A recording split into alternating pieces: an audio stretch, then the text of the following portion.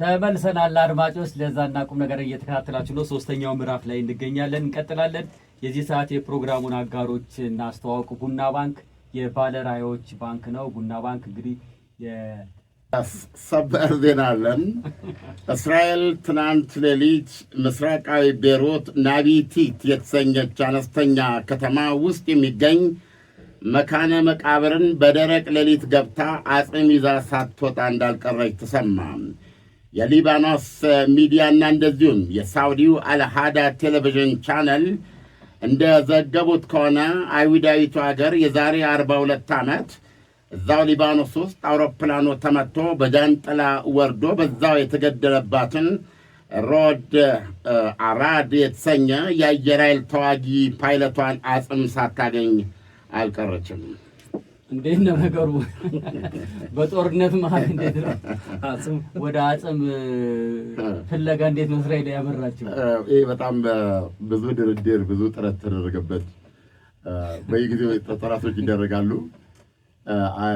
አይ ቲንክ አሁንም ላይሳካ ይችላል ወይም ተሳክቶ ሊሆን ይችላል። እንግዲህ ውስጡ የብዙ ጊዜ የመረጃ የኢንፎርሜሽን ነገሮች አሉ፣ ክትትሎችም አሉ እንጂ 40 ዓመት ከሆነ 42 ዓመት ነው። በጣም ስለዚህ ምንድነው ትናንትና አክቹአሊ አሁን ሄዝቦላም እየተዋጋ ስለሆነ እዚህ ኢራንና በተለይ በሄዝቦላ ላይ ምላሽ እየሰጠች ነው ያለችውና ይሄንን ሽፋን በማድረግ ትናንት ሌሊት እንግዲህ የተወሰኑ ቡድኖች ኮማንዶች ሊሆኑ ይችላሉ አጽም መካነ መቃብር ጸጥታ አደፍርሰው አንድ መካነ መቃብር እዛው ላይ ቆፍረው ነው የተሰረጉትና አሁን አልሃዳት እንደሚለው የዚህን ተዋጊ ፓይለት አጽም ሳታገኝ አልቀረችም። ቤዚካሊ እርሟን አላወጣችም እስራኤል 42 ዓመት ኬዝ ያለው ነው።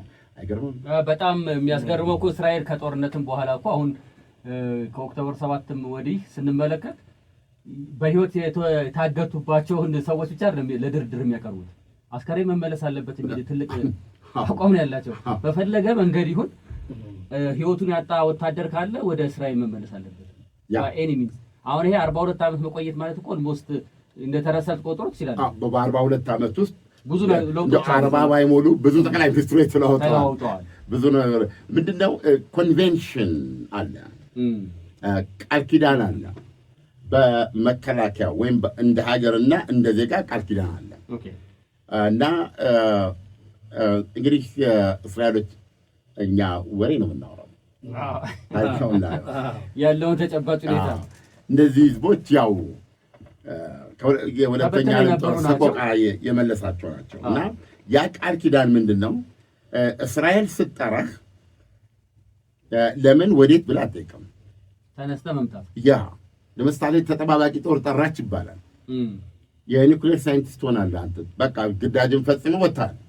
ብሔራዊ ውትድርና 3 ዓመት ግዳጅን ፈጽመህ ወጥተሃል። የቢሮ ስራ ላይ ነው ያለው። የቢሮ ስራ ላይ ያለው ወይም ደግሞ ዓለም ያወቀ ቢሊዮነር ትሆን ይችላል። የሆነ ካምፓኒ ይከፍታል። አሁን ግን ስትጠራ ለልጅ በሉ እንግዲህ ይችን አድርጉ የእንትና አዳለችን ባንክ ፈሉ እንደዚህ ምናምን ብለህ ጠመንጃን ስተህ ሄድ ምን ጥያቄ የለም። አልመጣም የለም አይደለም መምህር ነው። ለምሳሌ አሁን ትናንትና ነው ምንድነው ማነው ሂዝቦላ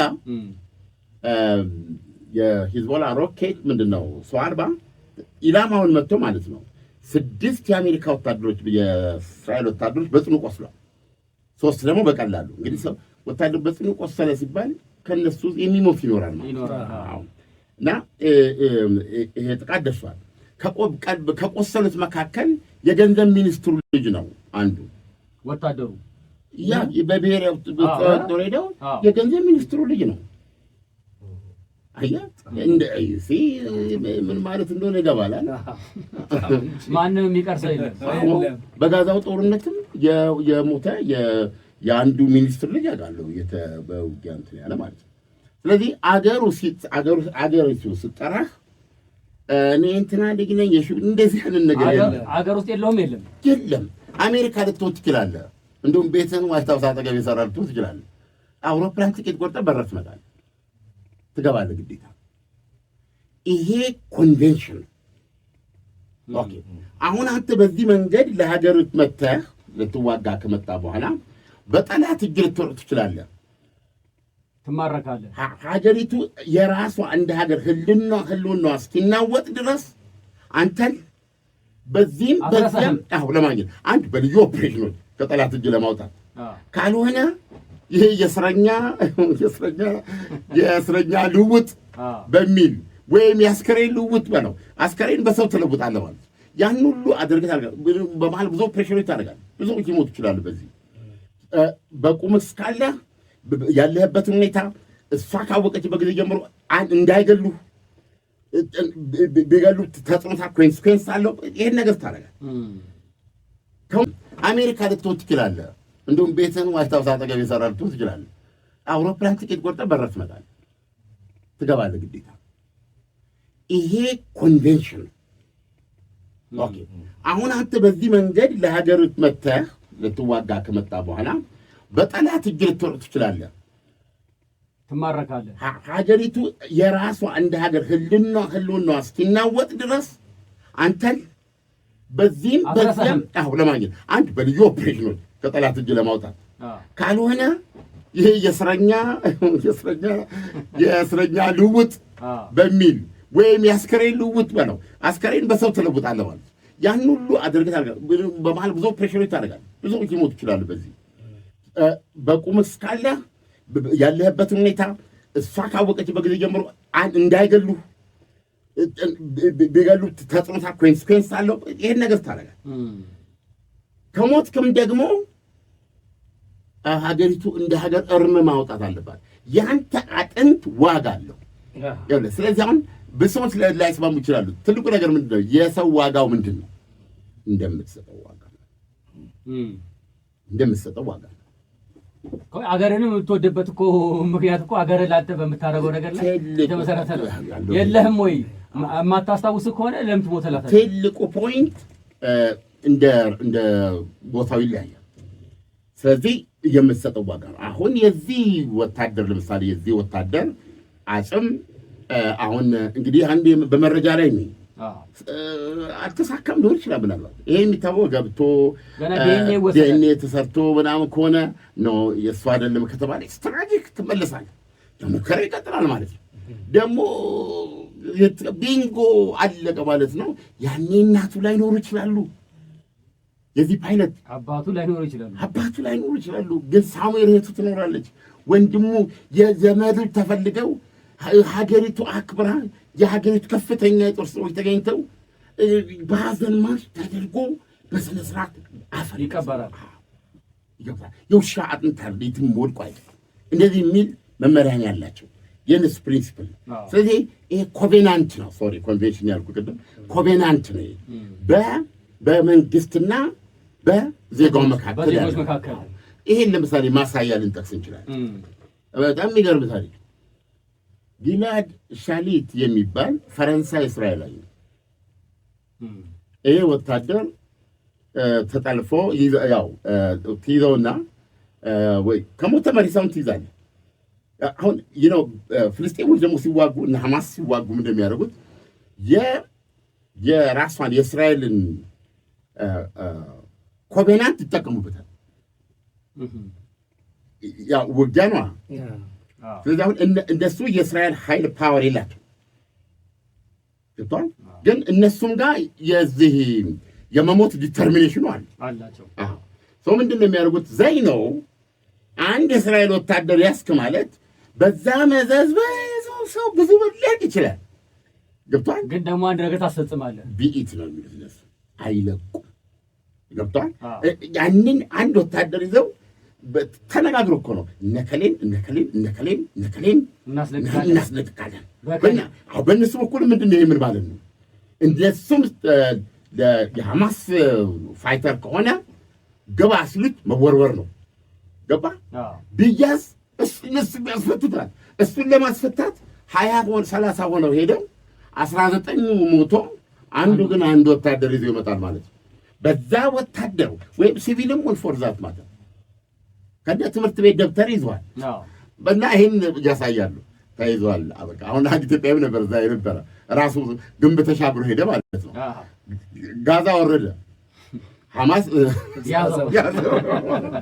አሁን ይሄንን ለማስመለስ ዋጋ ያስቀምጣሉ ማለት ነው። ስለዚህ ምንድን ነው ያደረጉት? ያን የራሷን ኮቬናንት ገለበጡት ማለት ነው ለራሳቸው ጥቅም። ስለዚህ በዚህ መንገድ ጊልዓድ ሻሊት የሚባል እስራኤላዊ ወታደር ያዙ። ብዙ ኦፕሬሽኖች ይደረጋሉ፣ ብዙ ጥቃቶች ይደረጋሉ። አልተቻለም፣ ማስለቀቅ አልተቻለም። የት ነው ያለው የሚለውን ማወቁ አልተቻለም። አገኘው ብለህ ያልክበት አራቀደው ይገባል እና ብርድ ልብሱን አንስተው ጊልዓድ ሻሊት የለም። በዚህ ሁኔታ ልጁ ዓመት አስቆጠረ። አሁን ፕሬሱ ምንም ፋታ አይሰጥም። እኔ ማልፈልግ የስልጣን ቦታ ቢኖር የእስራኤል ጠቅላይ ሚኒስትር መሆን ማልፈልግ 24 ሰዓት ውጥረት በሰላም እንጀራ አትበላም። ምን ይደረገ? ተረሳ እኮ እናትየዋ አትልቀም የተባሉ ናቸው። የሚቀጥለው ቀን ጋዜጣ ላይ ይወጣል እንጂ የእናትየውን ምስል ይዞ ወጥቶ ልጄ የለም ሻማ ያበራሉ። ቡድን ኖ ሪስፓይት። ስለዚህ 24 ሰዓት የምትገላታበት ቦታ ነው የእስራኤል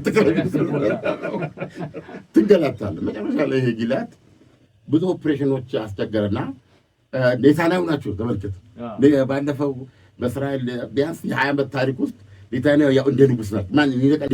ማን ሊነቀንቃቸው ይቻል የለም። በምርጫ ማሸነፍ አይቻልም።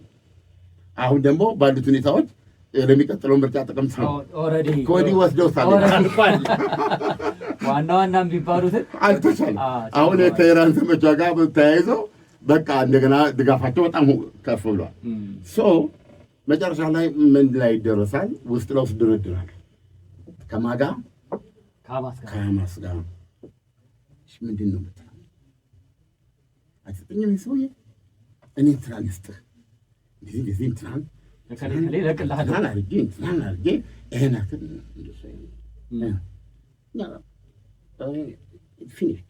እሱን ለቀዋለሁ አለ ይበላል፣ ይጠጣል። አንዳንዴ እናንተ ስደበድቡ አንችልም ይዘን ስንሸሽ ሊራብ ይችላል ሌላ ሐቁም እሱ እና ምንም እኛ አናደርገውም። ግን እኛ የምንፈልጋቸው ብሎ ሊስቱን ስታይ 1300 ገደማ ነው የጠየቁት በህይወት ያሉ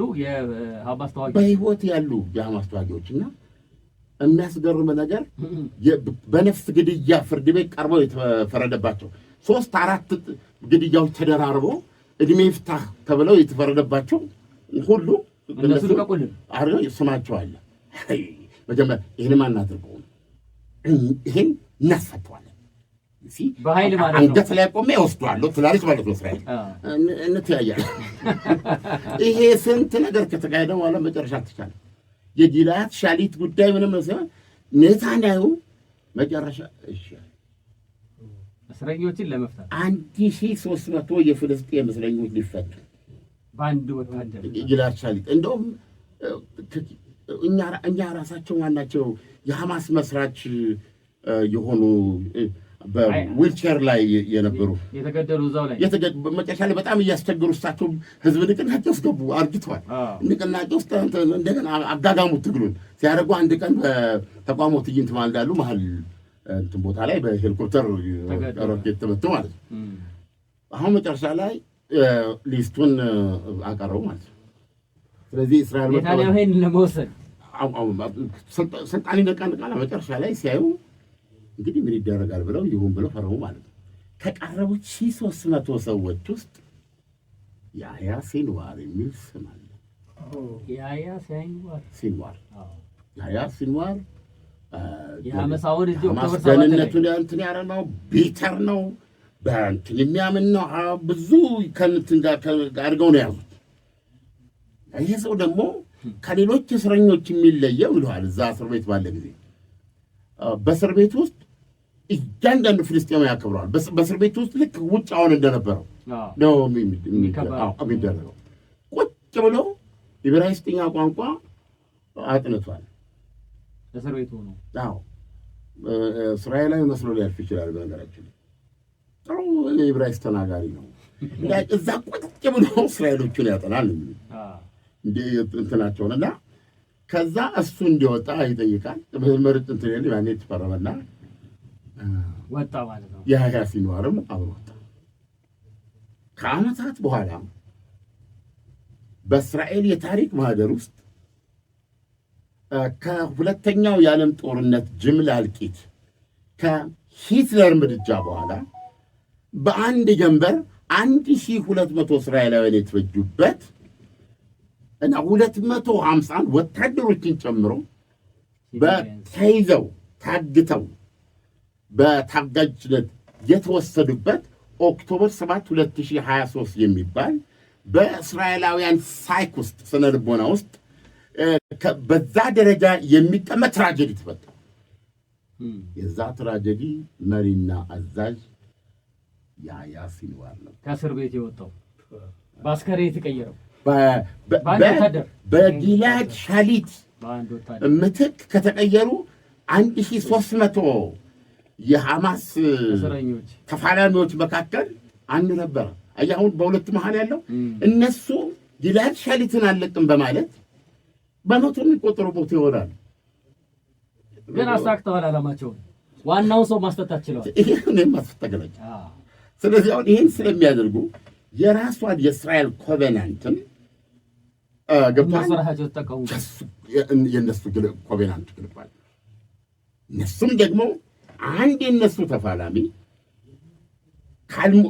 ከሞተ አጽሙን ይጠይቃሉ። እነሱ ዩኖዛ አጽም ጠይቃለች። እሷ አቅም ጠይቅ የለም። አጽም በጠየቀችበት ጊዜ ደግሞ እነሱ ትናንትና በእንትን ጊዜ እንደዚህ ያልሽ እንትን ያልሽው የኔ አምጪ የሚባባሉ እና የተለየ ቦታ ነው ያለው።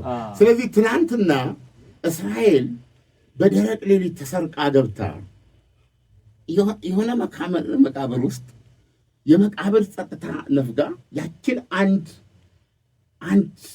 የመቃብር ቦታ ቆፍራ አንድ ዘላለማዊ እንቅልፍ የተኛበትን ቦታ ቆፍራ መተናል። ወደ ቤተል እንወስድ ነው። ቃላችንን እንፈጽም ነው። በወገኖች መሃል ታርፋለህ፣ በአገርህ መሬት ታርፋለህ።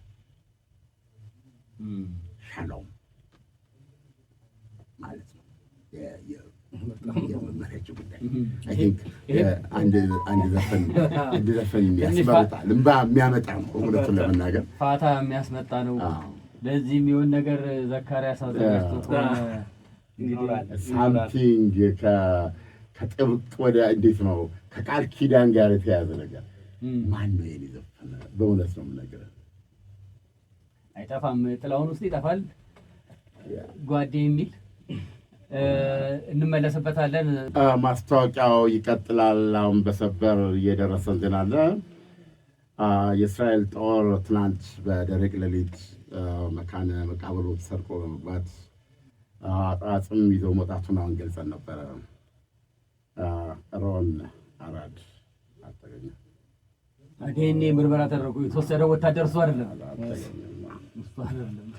ኪዳኑ ኢሞሽናል ስለሚያደርግ ነው እና እሱም ባያገኙትም ቢያንስ እንግዲህ ብዙ መረጃ ትሰበስባለህ። ሁሉም 100% እንትን የለውም እና ፖሲቢሊቲ በዚህ መንገድ አልፎ ሊሆን ይችላል ብለው ከያዟቸው ፖሲብል ቦታዎች አንዱን አሁን ክሊር ያደረጉ ማለት ነው። እሱ እዚህ ያለው የእሱ አይደለም፣ በቃ የኛው አለቀ። ስለዚህ ሌሎች ያሉ እንትኖች ላይ ያተኩራሉ ማለት ነው። ግን እኮ እንደ ወላጅ ደግሞ ሆነ አስበው እኮ እንደተገኘ ቁጠረው። ቢያንስ እዚህ ደረጃ 42 ዓመት ጠብቃ የሆነ ነገር አድርጋለች። ጥረቱን ያደንቃሉ እንጂ ስቲል አላገኙም። እና በነገራችን ላይ ለቤተሰቦቻቸው ተነግሯል እንዳተገኘ። እንግዲህ ቤተሰብ ስለ እናትየዋ ይኖራሉ፣ አባትየው ይኖራሉ፣ አይኖርም ወይ ትኖራለች ወይ ልጅ ያለ ኢንፎርም ተደርጓል። እስራኤል እንዲያርጋ ነበረ ማታ እንዲያርገን ስናመጣ ሆነ እንትኑ ግን እንደዚህ ይቀጥላል። ለዚህ እንግዲህ ምናልባት ጸጋዬ እሸቱ ይሆን ተስማሚ ጸጋዬ እሸቱ ነው ዘፈን ይሆናል። ያ